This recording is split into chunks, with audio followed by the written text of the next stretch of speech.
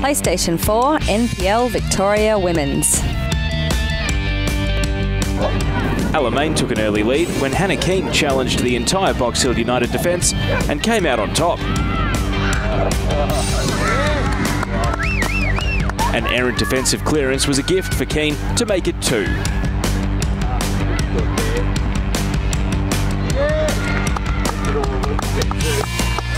Box Hill would fight back into the match.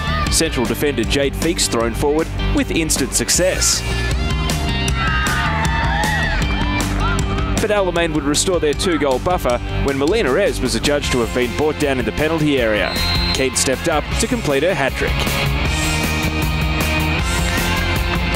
Box Hill would set up a nervous finish, Emily Hulbert's goal making the score 3-2. But Box Hill couldn't find an equaliser. That was how it finished. Geelong Galaxy United's Annabelle Martin hit the crossbar with this attempt, saved brilliantly on the follow-up by Bayside goalkeeper Erin Hudson.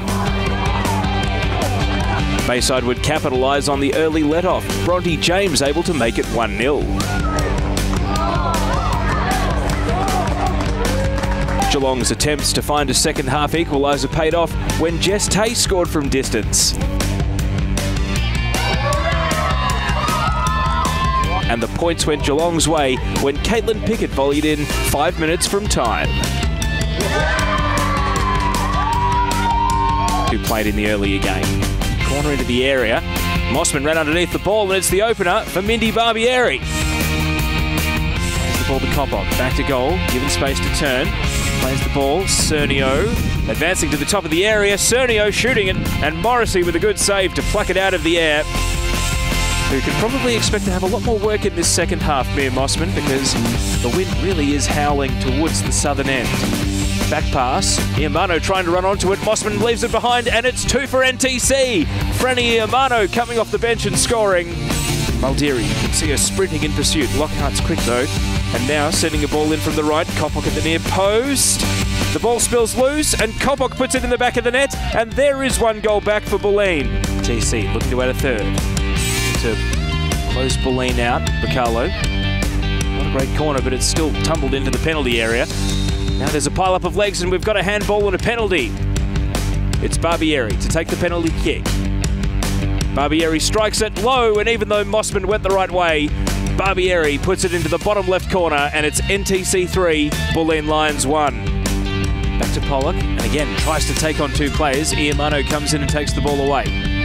NTC have got it down the right end at the moment. Bulleen, every time they win the ball back, just can't break through. Now McVilly taking a shot, and it's a first senior WNPL goal for Tess McVilly.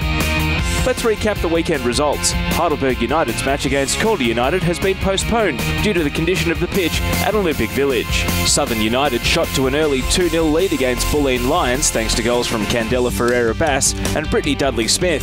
Bulleen would earn a 2-2 draw thanks to M. Kopok's goal just before halftime and Tessa Cernio's goal shortly after the restart.